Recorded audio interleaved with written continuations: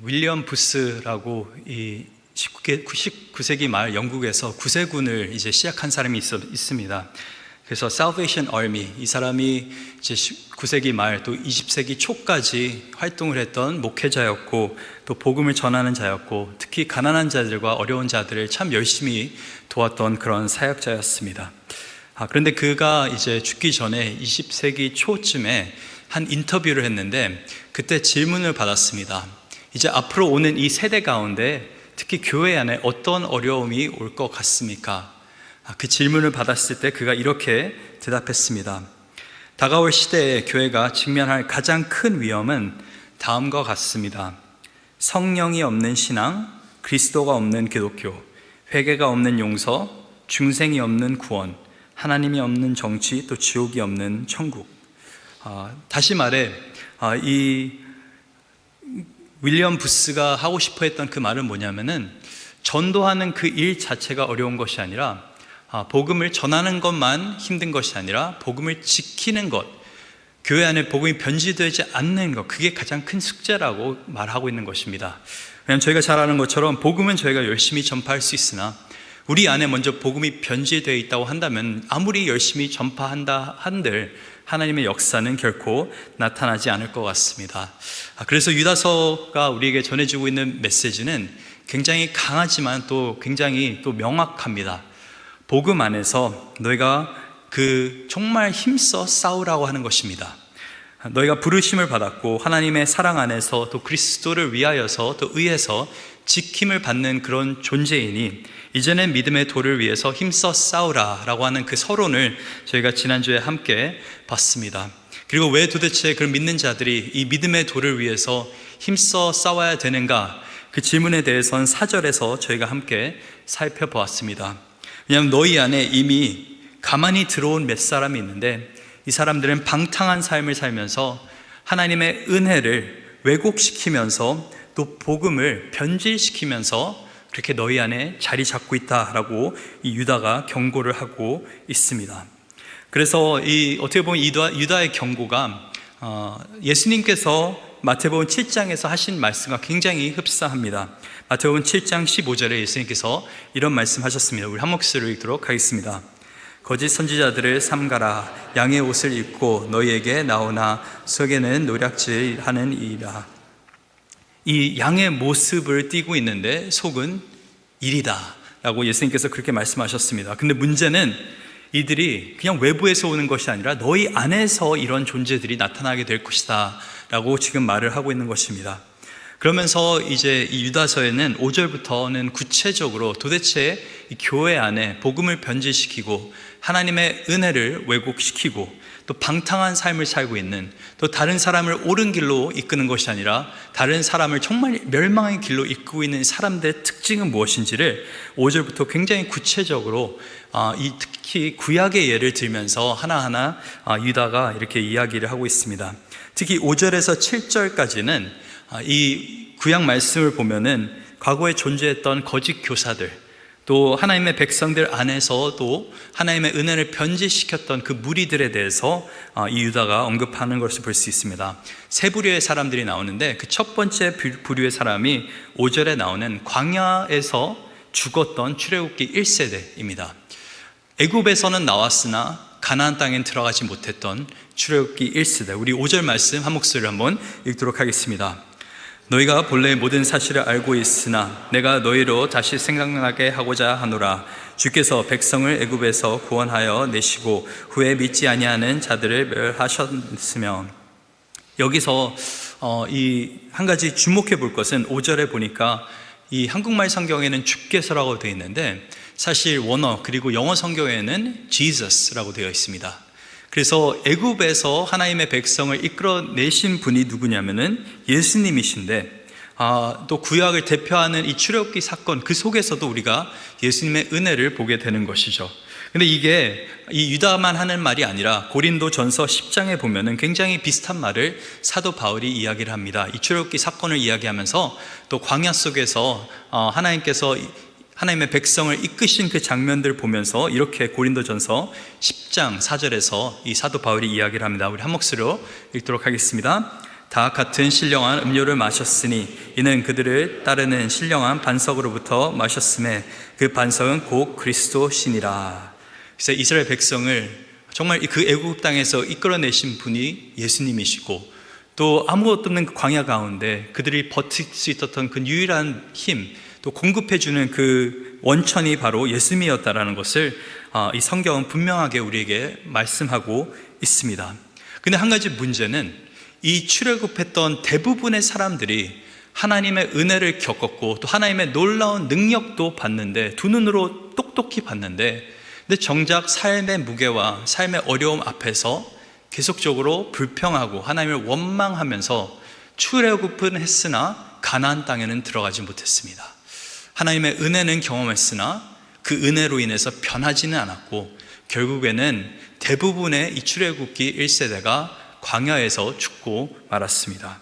왜 유다가 이런 말을 하고 있냐면은, 결국에 너희 안에도 겉으로 봤을 때는 은혜 입은 것처럼 보이고 겉으로 봤을 때는 이 구원의 길을 가는 것처럼 보이지만은 결국에는 끝까지 못 가는 그런 사람들이 있다라고 분명히 경고를 하고 있습니다.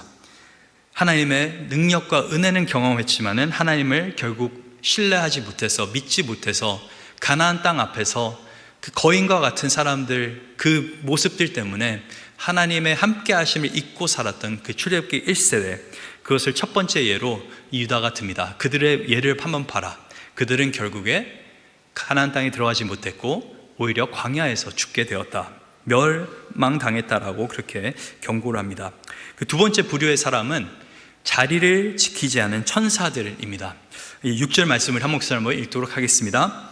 또 자기 지위를 지키지 아니하고 자기 처소를 떠난 천사들을 큰 날의 심판까지 영원한 결박으로 흑암에 가두셨으며. 이게 도대체 언제를 말하고 있는지를 잘 파악하는 게 쉽지는 않습니다. 저희가 몇 가지를 유추해 보면은 이 베드로 후서 2장에도 비슷한 이야기가 나옵니다. 베드로 후서 2장 4절에 우리 한 목소리 한번 읽도록 하겠습니다. 하나님이 범죄한 천사들을 용서하지 아니하시고 지옥에 던져 어두운 구덩이에 두어 심판 때까지 지키게 하셨으며. 그래서 이 유다서 6절 그리고 또 베드로후서 2장 4절에 보면은 하나님 앞에 자리를 지키지 않고 범죄했던 천사들이 어두운 구덩이에 그리고 흑암 속에, 이게 헬라어는 동일한 언어입니다. 그래서 어떻게 보면 결박을 당했고 흑암 속에 지금 머물고 있다라고 그렇게 말하고 있습니다.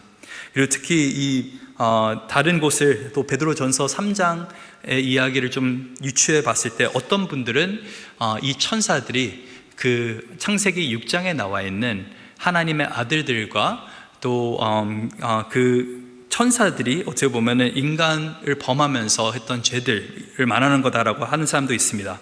또 어떤 사람들은 그게 아니고 그냥 일반적으로 타락한 천사들, 마귀들에 대해서 또 이 악한 영들에 대해서 이야기하는 거다라고도 해석을 합니다. 해석은 분분한데, 근데 여기서 중요하게 저희가 살펴봐야 되는 것은 이 천사들은 하나님을 위해 또 하나님을 찬양하기 위해 지음받았는데, 이들이 자기의 자리를 지키지 않고 자리를 이탈하면서 자기 생각대로 움직이면서 결국엔 하나님 앞에 범죄했다라고 하는 것입니다. 이게 언제 일어났는지는 사실 그렇게 중요하지 않습니다. 중요한 것은 이런 존재들이 있는데 그런 존재들이 지금 어디에 있느냐, 흑암 가운데 또 어두운 그 구멍 가운데 잡혀 있다라고 성경은 말을 하고 있습니다.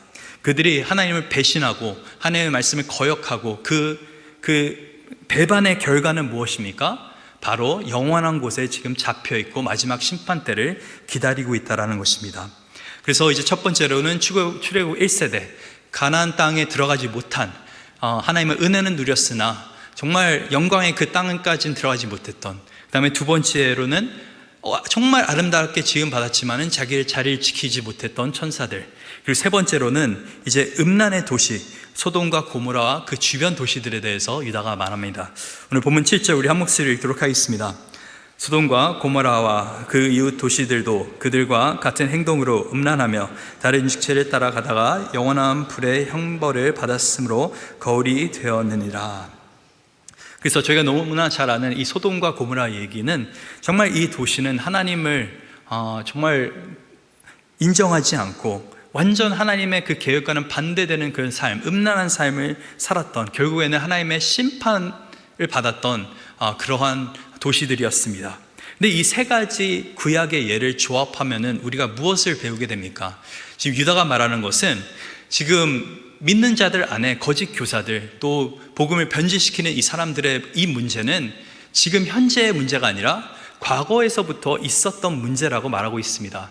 옛날부터 하나님의 백성을 대적하고 하나님의 백성을 바르지 않는 길로 인도하고 하나님 앞에 범죄했던 이런 존재들은 다 계속적으로 우리가 보게 되는데, 이들의 마지막 결과는 무엇입니까? 이들은 멸망하였고 또 영원한 어둠 속에서 갇혀있고 심판을 기다리고 있고, 또 마지막으로 이들은 영원한 불의 형벌을 받았다라고 지금 유다가 기록하고 있습니다.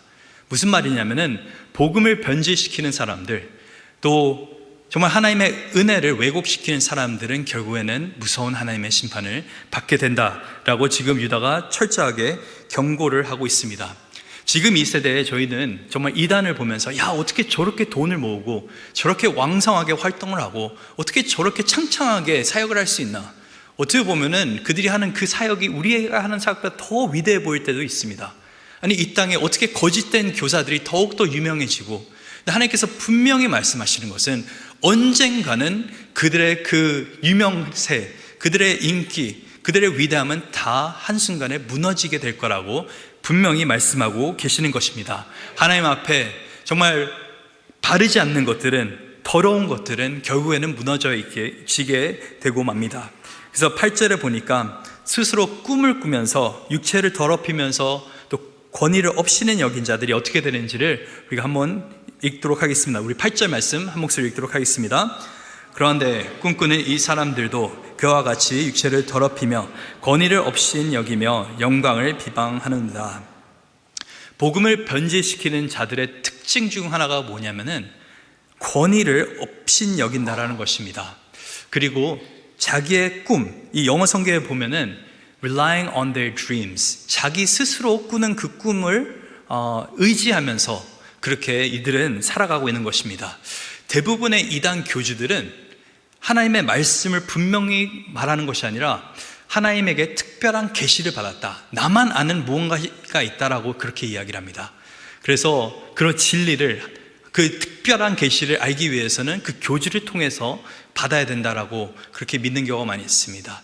실제로 예를 들면은 이 이슬람권에도 이 무슬림들과 이야기하다 보면은 그렇게 이야기합니다. 코란에 대해서 이야기하려면 우리가 너 아랍어 알아? 모른다고 하면은 코란에 대해서 우리가 논의를 못한다라고 이야기합니다. 왜냐하면은 그 원문으로 코란을 보지 않고 또 논의하지 않으면은 우리는 이야기할 수 없다. 이 이단들의 특징이 뭐냐면은 나만 아는, 너는 모르는 무언가가 있다라고 하는데, 이게 하나님께서 나에게 주신 꿈, 나에게 주신 계시야 라고 말은 하지만은 실질적으로 그들은 육체를 더럽히면서 또 권위를 없인 여기면서 하나님의 인정하기보다는, 또 하나님의 영광 위에 살기보다는 하나님의 영광을 비방하는 그런 삶을 살고 있습니다. 이런 사람들의 모습이 마귀의 모습과 굉장히 비슷한 것이죠. 마귀에게는 꿈이 있습니다. 그 꿈은 정말 한해인과 같이 되는 것이고, 정말 더욱더 높아지는 것, 그것이 마귀의 꿈인데, 정말 그 철저한 그 꿈을 따라가는 이 마귀의 최후는 우리가 요한계시를 보면 너무나 분명히 알고 있습니다. 언젠가는 자신의 꿈만 쫓아가는 사람들을, 또 하나님 앞에 범죄하면서 또 그렇게 살아가는 사람들은 반드시 심판을 받게 되어 있습니다. 그러면서 이제 마귀의 최후에 대해서 또 우리가 어떻게 이것들을 생각해 봐야 되는지 9절 말씀에 또 다른 좀 어려운 말씀이 있습니다. 우리 9절 말씀 한 목소리 읽도록 하겠습니다. 천사자 미가엘이 모세의 시체에 관하여 마귀와 다투어 변론할 때 감히 비방하는 판결을 내리지 못하고 다만 말하되 주께서 너를 꾸짖기를 원하노라 하였거늘. 도대체 언제 천사장 미가엘이 모세의 시체를 두고 마귀와 싸웠나? 이거는 성경을 읽으면서 내가 본 적이 없는 것 같은데, 본 적이 있다고 생각하시는 분들은 잘못된 겁니다. 이거는 성경에 나와 있지 않습니다. 저희가 이 출처는 분명하지 않지만은 이 당시에 어떻게 유다가 이런 이야기를 듣게 되는지는 정확하게 모르겠지만은 근데 유다가 하는 이야기는 천사장 미가엘, 정말 천사장이라 하면은 천사 중에서도 굉장히 높은 위치에 있는 그런 천사입니다. 근데 이 천사가 마귀와 이 모세의 시체를 두고 다투고 있는데, 근데 천사장이라 하면은 굉장히 능력이 있고 힘이 있는 그런 존재인데, 근데 비방하는 판결을 내리지 못하고 어떻게 합니까? 다만 말하되 주께서 너를 꾸짖기를 원하노라. 이렇게 천사장 미가엘이 이야기를 합니다. 주께서 너를 꾸짖기를 원하노라. 이게 어디에 나와 있는 말씀이냐면은 이 스가랴 3장에 나와 있는 말씀입니다. 스가랴 3장에 스가랴 선지자가 좀 희한한 그런 어떤 환상을 보게 됩니다. 그 환상 속의 이야기를 스가랴 3장 1절에서 2절 우리 한 목소리 한번 읽도록 하겠습니다.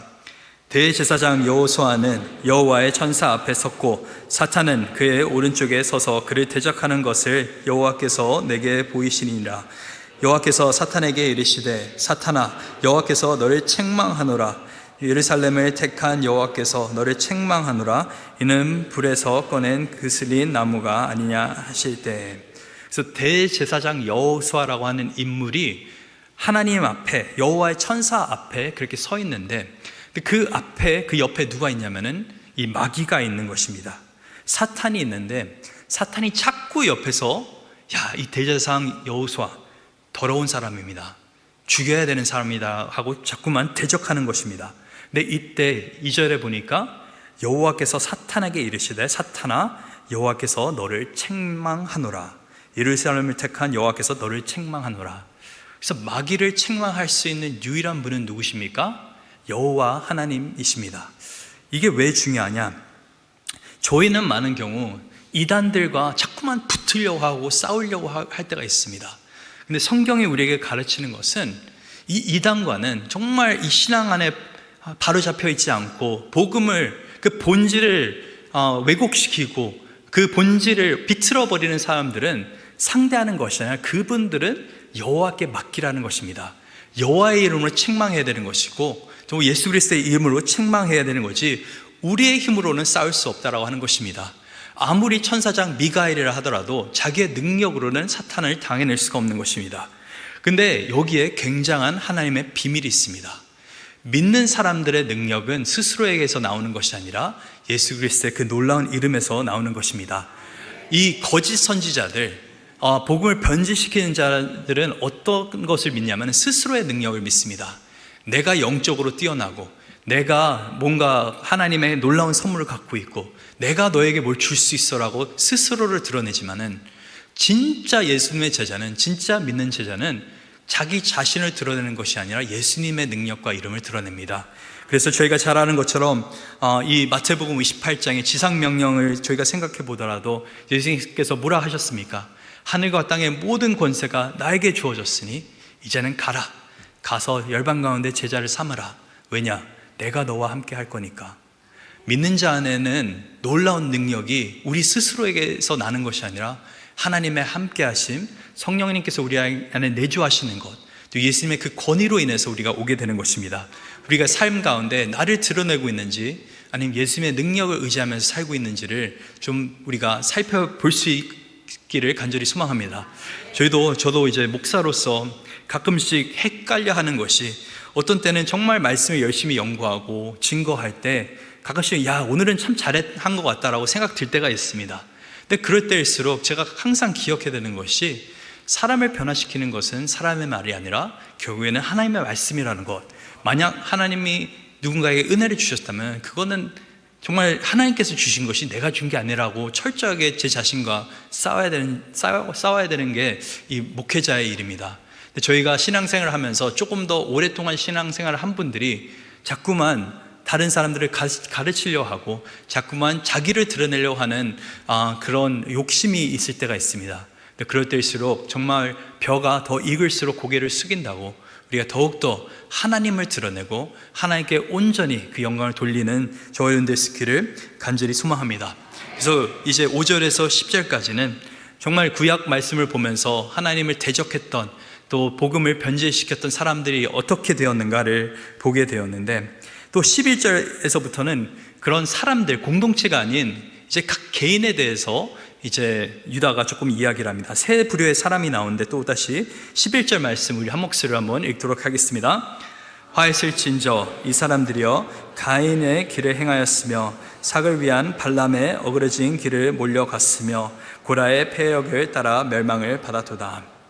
세 명의 구약의 인물들이 등장하는데, 첫 번째는 가인, 두 번째는 발람, 세 번째는 이 고라, 세 명의 인물들이 등장을 합니다.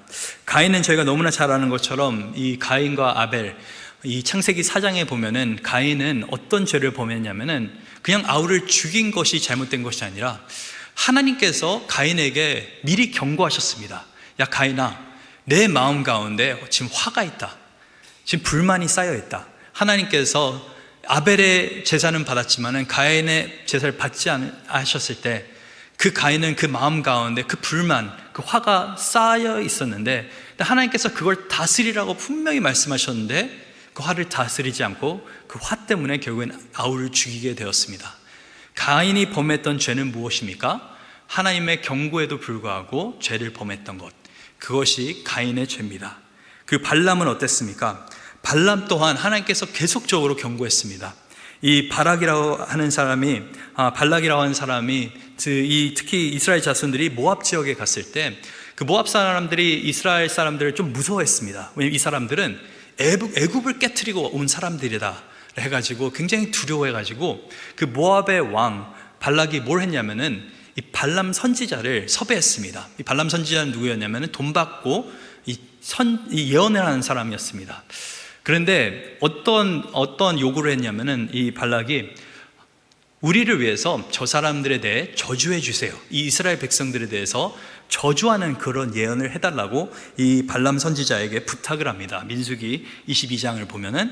그런데 그 가운데서 하나님께서 끝까지 경고를 하십니다. 발람에게 넌 절대로 내가 말하는 것 외에는 하지 말라라. 심지어는 당나귀를 이용해서까지 경고를 하셨습니다. 그래서 결국에는 저주를 하려고 하다 보면은 계속 어떻게 보면 하나님의 백성을 오히려 축복하는 기도가 나오고 계속 그게 반복이 되면서 결국에는 그렇게 일이 끝나게 되는데, 민수기 31장에 보니까 나중에 이 발람과 발락이 같이 비참한 최후를 맞게 되는데, 그 가운데서 그들이 그래도 이스라엘 백성들을 그릇된 길로 인도한 일들이 있다라고 모세가 그렇게 기록을 합니다. 무슨 말입니까? 발람 또한 끊임없는 하나님의 경고에도 불구하고 자꾸만 자기 생각대로 움직였습니다. 왜요? 발락이 돈 많이 준다 그랬거든요. 발락이 이 사람들이 저주하면 내가 다 줄게 너한테. 그것에 혹해가지고 결국엔 발람 선지자가 결국에는 하나님의 말씀을 거역하면서 그렇게 행동했습니다. 그리고 마지막에 이 고라라고 하는 인물은 민수기 16장에 나와 있는데, 이 인물도 참 특이한 인물이죠. 민수기 16장에 보면은 이 고라라고 하는 인물이 250명의 사람들을 모읍니다. 그런 다음에 모세와 아론 앞에 가서 이렇게 고백합니다. 우리 민수기 16장 3절 말씀 한 목소리 한번 읽도록 하겠습니다. 그들이 모여서 모세와 아론을 거슬러 그들에게 이르되 너희가 분수에 지나도다. 회중이 다 각각 거룩하고 여호와께서도 그들 중에 계시거늘 너희가 어찌하여 여호와의 총회 위에 스스로 높이느냐. 이들이 이 모세와 아론, 하나님이 선택한 리더들 앞에 가서 고라가 뭐라고 했냐면은 너희는 분수에 지나도다. 정말 기가 찬 얘기를 하는 거죠. 우리 다 거룩한 사람들인데, 우리 다 하나님과 관계 있는 사람들인데 여호와께서 우리 가운데도 계시는데 우리가 너희 말 들을 필요가 뭐 있냐? 우리가 굳이 모세, 아론 의지할 필요 뭐 있냐? 우리 뜻대로 좀 하자라고 반역을 일으키는 겁니다. 그래서 이 고라가 하는 그 말을 듣고 모세가 하나님 도대체 저 사람을 어떻게 하겠습니까? 할 때 하나님께서 말씀하시죠. 나머지 사람들에게 그 고라 사람들이 있는, 또 고라와 관련된 사람들이 있는 곳에선 다 피하라고 해라. 근데 딱 피하니까 어떤 일이 일어났습니까? 땅이 꺼져서 그 고라와 관계했던 사람들은 다 죽고 말았습니다. 무슨 말입니까? 정말 하나님 앞에, 또 하나님이 선택한 그 메신저, 또 모세와 아론 앞에 범죄했던, 대항했던 고라의 자손은 결국에는 멸망하게 되었습니다. 지금 지겹도록 유다는 뭘 말하고 있냐면은 하나님과 반대되는 삶, 하나님을 반역하는 사람들의 그 최후가 다 똑같지 않냐 말하고 있습니다. 고라도 그렇고 이 발람도 그렇고 또 가인도 그렇고 다 결국에는 자기 생각대로 움직였지만은 하나님의 심판을 받았던 사람들이다라고 그렇게 말을 하고 있는 것입니다. 그러면서 오늘날로 와서 너희 안에도 정말 하나님의 그 복음을 변질시키고 은혜를 왜곡시키는 사람들이 있는데 그 사람들 분명히 하나님께서 심판하실 거라고 반복적으로 말씀하고 계십니다. 그러면서 그들이 어떤 존재인지 이 12절에서 이렇게 이야기합니다. 우리 12절 말씀 한 목소리 읽도록 하겠습니다.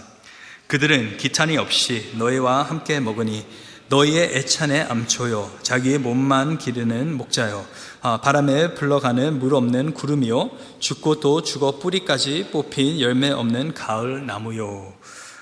이들이 어떤 존재인지 첫 번째는 암초와 같은 존재다. 근데 여기서 한 가지 보면은 이들이 같이 애찬을 하고 있습니다. 주의 만찬을 나누고 또 더 나아가서 식사 자리를 나누고 같이 교제도 하는데, 근데 이들은 그 교회 안에 암초 같은 존재입니다. 이 암초라고 하는 것은 그냥 봤을 때는 그렇게 위험해 보이지 않습니다. 근데 배가 항해할 때 정말 조심해야 되는 게 뭐냐면은 보이지 않는 암초입니다. 왜냐면은 모르고 그냥 쭉 가다가 암초에 부딪히게 되면은 배 밑이 완전히 구멍이 나서 물이 들어오게 됩니다. 그리고 배 자체가 침몰하게 됩니다. 지금 성경이 말하는 것은 지금 너희 안에 교제하는 이 사람들 중에 정말 복음을 변질시키고 또 하나님의 은혜를 왜곡하는 이 자들, 지금은 별일 없어 보이지만 결국엔 너에게는 보이지 않는 암초와 같은 존재가 될 것이다. 이들을 조심해라 라고 말하고 있습니다. 그러면서 두 번째로 말하는 것이 이들이 자기 몸만 기르는 목자, 자기 몸에게만 투자하는 목자, 스스로만 챙기는 목자라고 하는 것이죠. 이거를 들으면 정말 우리가 목장에 섬기고 있는 목자들은 우리가 좀 한 번씩 우리 자신을 돌아봐야 될 필요가 있습니다. 에스겔 34장에 하나님께서 말씀하십니다. 이스라엘의 이 목자들, 하나님께서 그들을 정말 그들에 대해서 강하게 말씀하시면서 너희는 내가 맡겨놓은 그 양들을 돌보지 않고 오히려 너희 스스로를 돌보느라 내 양들은 정말 목자 없는 양같이 내버려 뒀다라고 그 표현이 이 에스겔 34장에서 나옵니다. 그러면서 오늘 본문에서 말하고 있는 것이 목자는 하나님께서 맡겨주신 양을 돌봐야지 스스로만 챙기다 끝나면은 하나님 앞에 범죄하라 하는 것이라는 것입니다. 더 나가서 또 말하는 것이 가을에 열매 없는 그런 나무, 또 죽고 또 죽어 뿌리까지 뽑힌 그런 나무라는 표현이 등장을 합니다. 왜 도대체 열매가 없는가? 뿌리가 썩었기 때문에 그렇습니다. 우리가 삶 가운데 열매가 없으면 그 열매가 그냥 없음을 탓하는 것이 아니라 우리의 뿌리가 어디에 있는지를 좀 돌아볼 필요가 있습니다. 우리가 정말 늘 삶 가운데 정말 예수 그리스도라는 그 믿음의 반석 위에 우리의 뿌리를 내리고 있는지, 우리가 정말 하나님의 은혜 가운데서 늘 그 놀라운 하나님의 은혜의 공급함을 받고 있는지, 아니면 다른 곳에 이상한 곳에 우리를 뿌리를 내리고 있는 건지 한번 살펴볼 필요가 있는 것입니다. 계속적으로 어떻게 보면 이 암초와 같은 존재들, 교회 안에 또 믿는 자들 안에 정말 있어서는 안 되는 이 사람들에 대해서 하나님께서 경고를 하시면서 이제 13절에 또다시 이들의 최후에 대해서 이야기합니다. 우리 13절 말씀 한 목소리 읽도록 하겠습니다. 자기 수치의 거품을 뿜는 바다의 거친 물결이요 영원히 예비된 캄캄한 흑암으로 돌아갈 유리하는 별들이라. 여기서 영원히 예비된 캄캄한 흑암으로 돌아갈 유리하는 별들, 이 유리하는 별들이라고 하는 것은 오늘날에는 우리가 내비게이션이 있지만은 이 당시만 하더라도 별들은 특히 이 유목민족에게는 길을 가르쳐주는, 어디로 가야 되는지 방향을 가르쳐주는 굉장히 소중한 별들이었습니다.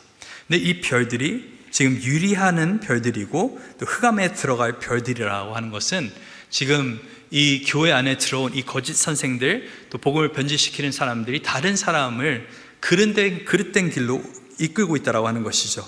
그러면서 이 14절에 이 에녹에 대해서 이야기를 합니다. 우리 14절 말씀 같이 읽도록 하겠습니다. 아담의 7대 손 에녹이 이 사람들에 대하여도 예언하여 이르되 보라 주께서 그 수많은 거룩한 자와 함께 임하셨나니. 그래서 이 에녹에 대한 말씀 또한 성경 안에는 있지 않습니다. 이게 어디 나와 있는 말이냐면 에녹 1서라고 외경에 있는 말인데, 어떤 분들은 그렇게 질문합니다. 도대체 그럼 유다라고 하는 사람이 왜 성경 66권에 있는 이야기 아닌 다른 외경에 있는 이야기를 사용하고 있는가? 근데 저희가 쉽게 생각해 보면은 오늘날에도 저희가 설교를 할 때 누군가의 말을 인용할 때가 많이 있습니다. C.S. 루이스가 순전한 기독교라는 책에서 이런 이야기를 했습니다. 아니면 존 버넌이 철로역정에서 이런 예화를 들었습니다 하면서 물론 그게 하나님의 말씀은 아니지만은 하나님의 말씀을 조금 더 잘 이해될 수 있게 그렇게 이해를 돕는 그런 예로 사용될 때가 있습니다. 그래서 그런 목적으로 저희가 봤을 때는 에녹에 대한 이야기를 지금 하고 있는데, 근데 이 에녹이 어떤 이야기를 했느냐? 에녹이라고 하는 인물은 저희가 잘 아는 것처럼 창세기 5장에 하나님과 300년간 동행했다가 하나님과 함께 이렇게 살게 되었던, 죽지 않고 함께 갔던 사람이었습니다. 그래서 히브리서 11장 5절에 보면은 믿음으로 에녹은 죽음을 보지 않았고 옮겨졌으니 하나님이 그를 옮기심이라 라고 성경이 기록을 합니다. 근데 이 에녹이 무슨 말을 하느냐? 우리 15절 말씀 우리 한 목소리 읽도록 하겠습니다. 이는 사람들을 심판하사 모든 경건하지 않은 자가 경건하지 않게 행한 모든 경건하지 않은 일과 또 경건하지 않은 죄인들이 주를 거슬러 한 모든 완악한 말로 말미암아 그들을 정죄하려 하심이라 하였느니라. 여기서 경건하지 않다라고 하는 말이 4번 반복이 되고 있습니다. 경건하지 않은 자가 경건하지 않게 행동을 하고, 또 경건하지 않은 일들을 하고, 또 경건하지 않은 이 죄인들이 완악한 말을 하고. 무슨 말입니까? 이 경건하지 않는 사람들은 결국에는 정죄를 받게 될 것이다. 하나님의 심판을 받게 될 것이다. 그리고 마지막으로 16절에 이 유다가 이렇게 이야기합니다. 한 목소리 읽도록 하겠습니다. 이 사람들은 원망하는 자며 불만을 토하는 자며 그 정욕대로 행하는 자라. 그의 입으로 자랑하는 말을 다 하며 이익을 위하여 아첨하느니라. 이들이 불만을 계속적으로 말하고 스스로 정욕에 이기지 못하고 입으로는 자랑하고. 근데 이걸 묵상하면 묵상할수록 이단이라고 하는 것이, 또 복음을 변질시키는 사람들이 어떻게 보면은 현대 교회 안에 있는 교인들의 모습과 그렇게 크게 다르지 않다라는 것을 발견할 때가 많이 있습니다. 경건의 모양은 있으나 능력은 없는, 열매는 없는, 어떻게 보면은 정말 종교의 모양은 있으나 참된 믿음 안에서는 살고 있지 않는, 어떻게 보면 이 말씀을 다른 사람에게 적용하기 이전에 우리는 스스로를 좀 돌아볼 필요가 있습니다. 이 나를 알고 적을 알면은 백전백승이다, 지기면 백전백승이다 라고 이 손자병법에서 그런 이야기들이 있는데, 유다가 도대체 왜 이런 말을 하고 있는 것인가? 우리가 정말 가짜를 잘 알아야지 진짜로 살아갈 수 있기 때문에 그렇게 이야기하고 있는 것입니다. 그리고 진짜 가짜가 누구인지를 알아야지 진짜 복음을 우리가 지킬 수가 있는 것입니다. 우리는 그냥 우린 아무 어려움 없이 탈 없이 쭉 가겠지, 내 인생 가운데 무슨 어려움이 찾아오겠나 생각할 수 있는데, 우리가 조금만 방심하면은 악한 것들이 믿음의 공동체 안에 틈탈 수 있다고 하는 하나님의 웨이크업 콜, 지금 알람 시계가 울리고 있는 것입니다. 이 유다서를 사람들이 잘 묵상하지 않는 이유가, 이 내용이 굉장히 어렵지만은 또 불편합니다. 좀 좋은 내용이 있어야 되는데, 심판할 거야, 심판할 거야, 심판할 거야, 계속적으로 누가 계속 심판에 대한 얘기만 듣고 싶겠습니까? 근데 우리가 은혜가 있기 위해서는 이 무서운 심판이 있다는 것을 기억해야 되는 줄 믿습니다. 만약에 하나님의 심판이 없다고 한다면 우리가 회개할 이유도 없습니다. 우리가 돌이킬 이유도 없습니다. 우리의 죄에 대해서 하나님께서 분명히 심판할 것이고, 하나님으로부터 돌아선 자들은 하나님께서 분명히 그 죄값을 물으실 걸 알기에 우리는 더욱더 힘내서 복음을 전할 수가 있는 것입니다. 그리고 또한 삶 가운데서 더욱더 소망을 갖고 살 수 있습니다. 왜냐하면 지금은 우리가 삶 가운데 참 하나님에 대해 반역하고 복음을 변질시키는 저 사람들이 더 잘 되고 있는 것 같아 보이지만은, 언젠가는 하나님 앞에 설 때는 반드시 그들은 멸망하게 되어 있습니다. 그렇기 때문에 우리는 오히려 예수님을 바라보면서 살아가야 되는 줄 믿습니다. 이렇게 정말 복음을 변질시키는 자들의 가장 중요한 특징은 스스로를 높이는 것, 또 스스로의 힘에 의지하는 것. 근데 우리의 주님은 어떻게 사셨습니까? 철저하게 사역을 하는 동안에 주님께서는 스스로를 드러내실 수 있었지만은 계속적으로 아버지를 드러내셨습니다. 아버지 하나님의 그 능력에 힘입어서 아버지를 드러내는 그 사역을 하면서 교회는 끝까지 아버지의 말씀에 따라 순종하다가 십자가에 달려 죽으셨습니다. 우리의 인생 가운데 우리의 믿음이 좋다 얘기할 수 있는데, 과연 믿음이 좋다라는 것이 그게 어떤 모습입니까? 믿음이 좋은 사람은 철저하게 아버지를 붙잡고 또 예수님을 붙잡고 예수님 아니면 안 된다라고 고백하는 사람이 결국엔 이기게 되는 것입니다. 그래서 믿음에 대해서는 끝까지 싸워라. 정말 힘써 싸워라. 운동 경기에 임하듯이 또 싸움에 임하듯이 힘써 이 복음의 진리를 지키라고 지금 우리에게 하나님의 말씀이 당부하고 있습니다. 다른 것, 우리가 다른 상황 원망하지 않고 오히려 우리의 주님 되신 또 우리의 구원자 되신 예수님을 바라보면서 오늘도 우리가 복음을 지키며 살 수 있는 저 여러분 될 수 있기를 간절히 소망합니다.